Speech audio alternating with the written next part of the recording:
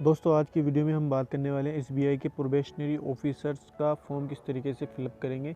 SBI PO का form किस तरीके से फिलअप किया जाएगा, उससे रिलेटेड सारी जानकारी आपको इस वीडियो में मिलेगी। और आपको इस वेबसाइट का इस पेज का लिंक डिस्क्रिप्शन में मिल जाएगा। ये डायरेक्टली लिंक है, मैं डिस्क्रिप्शन में दे दूँगा, वहाँ से आप क्लिक करके डायरेक्टली इस पेज पर आ सकते हैं। तो दोस्तों हमें क्या करना पड़ेगा, सबसे पहले क्लिक हियर फॉर रजिस्ट्रेशन पे क्लिक करना पड़ेगा। यहाँ पे दोस्तों आपको अपनी बेसिक डिटेल यहाँ पे फिल करनी है। यहाँ पे देख सकते हैं आप पूरी बेसिक डिटेल जो भी आपको आपका अपना फर्स्ट नेम डालना है, कैंडिडेट का जो भी नेम है आपको अपना नाम यहाँ पे फिल कर लेना है। और अगर आपका फर्स्ट नेम कंफर्म कर सकते हैं, नीचे कंफर्म करना है, कंफर्म फर्स्ट नेम यानी वापस से फर्स्ट नेम लिखना है। फिर उसके बाद में मिडिल नेम अगर आपके पास है तो आप मिडिल नेम डाल सकते हैं, बाकी कोई कंपलसरी नहीं है। और फिर कन्फर्म मिडिल नेम और फिर उसके बाद में लास्ट नेम। तो मेरे लास्ट नेम नहीं है तो मैं डायरेक्टली फर्स्ट नेम मैंने डाल दिया है। और यहाँ पर दोस्तों नीचे आएंगे, नीचे आने के बाद में आपको यहाँ पर फुल नेम लिख देना है। और फिर उसके बाद में मोबाइल नंबर, फिर कन्फर्म मोबाइल नंबर और अल्टरनेट मोबाइल नंबर यानी अल्टरनेट नंबर अगर आपके पास है तो आप यहाँ पर फिलअप कर सकते हैं। फिर उसके बाद में दोस्तों यहाँ पर नीचे आपको ईमेल आईडी डालनी है और अपनी ईमेल आईडी फिर से कंफर्म करनी है। और कंफर्म करके नीचे फिर कंफर्म वही सेम ईमेल आईडी आपको यहाँ पर नीचे लिख देनी है। तो यहाँ पे मैं अपनी ईमेल आईडी यहाँ पे जल्दी से डाल देता हूँ। ईमेल आईडी डालने के बाद में दोस्तों यहाँ पे आपको नीचे आना है। नीचे आने के बाद में आपको यहाँ पे सिक्योरिटी कोड फिलअप करने हैं, जो भी आपके सिक्योरिटी कोड है वो आपको यहाँ पे फिलअप करने हैं। अब दोस्तों मैंने ईमेल आईडी डाल दी है और कंफर्म कर लेते हैं एक बार। कंफर्म ईमेल आईडी में वही ईमेल आईडी वापस से डाल देंगे हम। और फिर उसके बाद में नीचे आना है, नीचे आने के बाद में सिक्योरिटी कोड डालना है दोस्तों। तो यहाँ पे फ़िलहाल ईमेल आईडी फिलअप कर दूँगा मैं। ईमेल आईडी फिलअप हो चुकी है, नीचे आ रहा हूँ मैं। और नीचे आने के बाद में यहाँ पर डोमेन नेम आपको @gmail.com डालना है, या अगर आपके कोई अदर डोमेन नेम है तो आपको वो डोमेन नेम यहाँ पे फिलअप कर देना है। अब दोस्तों सिक्योरिटी कोड यहाँ पे फिल करके सेव एंड नेक्स्ट पे आपको क्लिक कर देना है। जैसे आप सेव एंड नेक्स्ट पे क्लिक करेंगे तो पेज रीडायरेक्ट होकर दूसरे पेज पे क्लिक हो जाएगा, चला जाएगा। और यहाँ पर दोस्तों ओके कर देंगे, कंफर्म मांग रहा है। पेज दूसरे पेज पे जा चुका है। यहाँ पे आपके एप्लीकेशन नंबर जनरेट हो चुके हैं। आप यहाँ से अपना एप्लीकेशन नंबर देख सकते हो, यहाँ से कॉपी भी कर सकते हैं। ये नंबर आपको आपके रजिस्टर्ड मोबाइल नंबर पे भेज दिया गया है। और यहाँ पर दोस्तों आपको अपना फ़ोटोग्राफ अपलोड करना है और सिग्नेचर यहाँ पर अपलोड करना है। तो यहाँ पे चूज़ फाइल के बटन पे आप जैसे ही क्लिक करेंगे तो आपको यहाँ आपके कंप्यूटर के फाइल मैनेजर में ले जाएगा। यहाँ से आपको अपनी फ़ोटो सेलेक्ट कर लेनी है, कौन सी फ़ोटो है आपको, कहाँ से आपको फ़ोटो मतलब कौन से फाइल लोकेशन से आपको फिल करनी है। फिर उसके बाद में दोस्तों यहाँ पर क्या करना है, आपको नीचे सिग्नेचर का ऑप्शन है तो सिग्नेचर के फाइल पे क्लिक करेंगे और यहाँ पर सिग्नेचर भी आपको अपलोड कर देंगे। यहाँ एक नॉर्मली एरर आया है तो मैं फिर से अपलोड करूँगा। तो फिर से मैंने अपलोड किया है फ़ोटो मेरा अपलोड हो गया है, हो रहा है बैकग्राउंड में। और यहाँ पर मैं साइन अपलोड कर दूँगा। साइन अपलोड करने के बाद में दोस्तों यहाँ पर आप क्या करेंगे, नेक्स्ट बटन पे क्लिक कर देंगे। फ़िलहाल ये लोडिंग ले रहा है तो इसको लोडिंग लेने देते हैं। लोडिंग लेने के बाद में दोस्तों यहाँ पर क्या करना है, थोड़ा वेट कर लेंगे। लोडिंग लेते हैं, देखते हैं क्या होता है। तो यहाँ पर थोड़ा वेट करना पड़ेगा दोस्तों, वेबसाइट थोड़ी स्लो चल रही है। और फिर से ये एरर दे दिया तो मैं दोबारा से वापस से अपलोड करूँगा। तो फिर से मैंने अपलोड किया फ़ोटो, तो इस बार फ़ोटो अपलोड हो चुकी है। और अब मैं सिग्नेचर अपलोड करने जा रहा हूँ। तो सिग्नेचर अपलोड करूँगा तो सिग्नेचर में यहाँ कुछ एरर आया है। सिग्नेचर का मेरे फ़ाइल का नेम ज़्यादा है तो मैं फिर से फ़ाइल का नेम सही करूँगा। और यहाँ पे मैं वीडियो पॉज करके फिर आपको सिग्नेचर अपलोड करूँगा। तो यहाँ पे मैं सिग्नेचर फिर से अपलोड करता हूँ। यहाँ पे मेरा सिग्नेचर अपलोड हो चुका है दोस्तों। अब नेक्स्ट बटन पे क्लिक करना है आपको। जैसे आप नेक्स्ट बटन पे क्लिक करेंगे तो यहाँ पर आपको अपनी बेसिक इन्फॉर्मेशन डालनी है, जैसे कास्ट, सब कास्ट। यहाँ पे आपको अपना कास्ट सेलेक्ट कर लेना है और यहाँ पे ओके बटन पे क्लिक कर देना है। अगर सब कास्ट है तो यहाँ पे आप लिख सकते हैं, अन्यथा कोई इशू नहीं है। और मेरे केस में यहाँ पे सब कास्ट लिखने का ऑप्शन नहीं है तो मैं नहीं लिख रहा हूँ। अब यहाँ पे दोस्तों आपको यहाँ पर एक ऑप्शन है, आई कन्फर्म दैट IEWS का सर्टिफिकेट मेरे पास है, तो यहाँ पे यस कर देना है। और यहाँ are you benchmark disability no कर देनी है। फिर उसके बाद में are you suffering from cerebral paralyse no कर देना है। यहाँ सब नो होगा और मेरे केस में ये लागू भी नहीं हो रहा है तो यहाँ छोड़ देते हैं। फिर उसके बाद में दोस्तों यहाँ पे नीचे आने के बाद में माइनॉरिटी कम्युनिटी से बिलोंग करते हैं तो यस कर दिया मैंने। और यहाँ पे एक सर्विस में नो है। फिर उसके बाद में नीचे आ जाना है, सिबिल स्कोर आपका लो है या जो भी है, रिपोर्ट एडवर्टाइज़ करनी है तो यहाँ पे नो कर दूंगा मैं। और do you have any advertise report regarding character, no कर देंगे, यहाँ पे मेरे केस में नहीं लागू होती। और क्रिटिकली कैडरी नो हो जाएगा। और एम्प्लॉय के स्टेट बैंक के एम्प्लॉय है तो यहाँ पे भी नो। और एक्स एम्प्लॉय स्टेट बैंक के तो यहाँ पे भी नो हो जाएगा। Ex employ state bank resign from bank, no, bank से रिज़ाइन नहीं हुआ।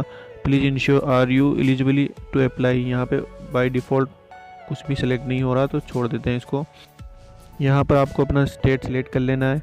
फिर उसके बाद में दोस्तों यहाँ पर नीचे आना, नीचे आने के बाद में सेंटर ऑफ एग्जामिनेशन का सेंटर कहाँ लेना चाहते हैं वो आपको यहाँ पे सिलेक्ट कर लेना है। फिर उसके बाद में examination centre for main exam का सेंटर कहाँ लेना चाहते हैं वो भी आप यहाँ पे स्टेट सेलेक्ट कर सकते हैं। फिर उसके बाद मेन एग्ज़ाम का, ये ऊपर जो आपने सेलेक्ट किया वो प्री एग्ज़ाम का था, और यहाँ पे मेन एग्ज़ाम का आप यहाँ पे सेंटर भी सेलेक्ट कर सकते हैं स्टेट सेलेक्ट करने के बाद में। फिर उसके बाद में दोस्तों यहाँ पर एक ऑप्शन है एग्ज़ाम के वक्त आप कौन सी आईडी ले जाना चाहते हैं। तो जो भी आप आईडी प्रूफ ले जाएंगे उस आईडी प्रूफ को आपको यहाँ पे मेंशन करना होगा। तो मैं यहाँ आधार कार्ड को सेलेक्ट करूँगा और यहाँ पर आधार नंबर आपको डालने होंगे, आईडी प्रूफ के नंबर। तो मैंने आधार सेलेक्ट किया और आधार के आईडी प्रूफ का नंबर यहाँ पे मैंने डाल दिया। और यहाँ पर दोस्तों आपको अपनी डेट ऑफ बर्थ फिल कर देनी है, जो भी आपकी डेट ऑफ बर्थ है वो यहाँ पर आपको फिल कर देनी है। फिर उसके बाद में दोस्तों यहाँ पे जेंडर सेलेक्ट कर लेना है और यहाँ पर नीचे आना है। नीचे आने के बाद में दोस्तों यहाँ पर जेंडर ऑफ, ये मेरे केस में लागू नहीं होता। और do you have brother sister, तो ये भी मेरे केस में लागू नहीं है, तो मैं नो कर दूंगा। और यहाँ पर दोस्तों आपको एड्रेस फिल कर देना है। तो जो भी आपका एड्रेस है वो यहाँ पर आप फिल कर देंगे। तो जल्दी से मैं अपना एड्रेस यहाँ पर फिल कर दूंगा। और एड्रेस फिल करने के लिए 3 लाइनें दी हुई है, एड्रेस फर्स्ट, सेकंड और थर्ड। फर्स्ट एड्रेस कंपलसरी, यानी फर्स्ट एड्रेस आपको लिखना ही है। और फिर उसके बाद में क्या करना है दोस्तों, एड्रेस सेकंड में भी आप कुछ लिख सकते हैं, एड्रेस थर्ड में भी, अगर आपका एड्रेस लॉन्ग है तो आप एड्रेस फर्स्ट, सेकंड, थर्ड में लिख सकते हैं। और नीचे आना, नीचे आने के बाद में दोस्तों आपको यहाँ पे डिस्ट्रिक्ट का नेम लिखना है। और यहाँ पर फिर क्या करना है, नीचे स्टेट आपको सेलेक्ट कर लेना है और पिन कोड आपको अपने पिन कोड यहाँ पर डाल देना है। फिर उसके बाद में सेम एज कोरस्पॉन्डेंस एड्रेस, तो ये प्रेजेंट एड्रेस और पत्राचार दोनों आपका सेम है, तो यहाँ पर आप सेम पे टिक लगा देंगे। अब यहाँ पे दोस्तों एक ऑप्शन है choose the address for GST invoice. GST invoice के लिए कौन से एड्रेस पे आप इनवॉइस चाहेंगे, तो मैं कम्युनिकेशन एड्रेस कर दूंगा। अब यहाँ पे वैलिड और डिटेल करेंगे तो यहाँ पे कुछ एरर आया दोस्तों।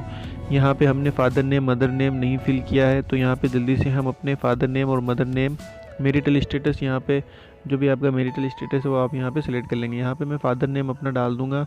फिर उसके बाद में दोस्तों नेक्स्ट ऑप्शन है आपका मदर नेम, जो भी आपका mother name, first name, last name अगर होता है तो आप डाल सकते हैं। मेरे केस में फ़िलहाल सिंगल ही नेम है तो मैं फर्स्ट नेम ही डालूँगा। और फिर उसके बाद में नीचे आने के बाद में वैलिडेट करेंगे तो यहाँ पे एक और एरर मिला है हमें, तो ऊपर जाके देख लेते हैं कौन सा एरर है। तो यहाँ पे हमने रिलीजन सेलेक्ट नहीं किया, हमारा क्या रिलीजन, क्या कौन सा धर्म है वो हमने सेलेक्ट नहीं किया। तो यहाँ पे हम अपना रिलीजन सेलेक्ट करेंगे। तो यहाँ पे मैं जल्दी से ऊपर जाऊँगा, यहाँ पे देख लेते हैं कि और क्या क्या एरर है। रिलीजन जो भी आपका है वो यहाँ पे आप से सिलेक्ट कर लेंगे। अब नीचे आने के बाद में दोस्तों फिर से हम सेलेक्ट करेंगे वैलिड और डिटेल। तो यहाँ पे एक और एरर शो कर रहा है कि वन मोर एरर, एक और एरर है। तो ऊपर जाते हैं, यहाँ पे दोस्तों लिखा हुआ है कि कितनी बार आपने SBI के फॉर्म के लिए अप्लाई किया है। तो मैं फर्स्ट बार कर रहा हूँ तो इसलिए मुझे 0 डाल देना है, क्योंकि मैंने कई इससे पहले अप्लाई नहीं किया है, तो यहाँ पे 0 लिख देंगे। मेरे केस में 0 इसलिए मैंने 0 कर दिया। फिर उसके बाद में आप वैलिड डिटेल पे क्लिक करेंगे तो यहाँ पे वेरीफाइड सक्सेसफुली हो चुका है।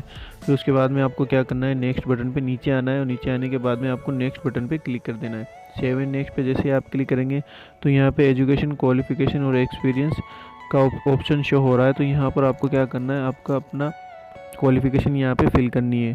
तो यहाँ पे दोस्तों पहला ऑप्शन है ग्रेजुएशन का, ग्रेजुएशन किससे किया आपने उसका नाम यहाँ पे लिख देना है। कॉमर्स जो भी स्ट्रीम था आपका वो यहाँ पे आपको लिख देंगे। फिर उसके बाद में नेम ऑफ इंस्टीट्यूट का नाम आप यहाँ पे लिख देंगे। अगर इंस्टीट्यूट का नाम आपके इस लिस्ट में नहीं आ रहा है तो आप डायरेक्टली जो भी आपके इंस्टीट्यूट का नेम है वो यहाँ पे लिख सकते हैं। फिर उसके बाद में दोस्तों पैलेस ऑफ इंस्टीट्यूट आपको लिखना है कि आपके इंस्टीट्यूट का कौन सा पैलेस था। तो सबसे पहले हम अपने इंस्टीट्यूट का नाम लिख देंगे।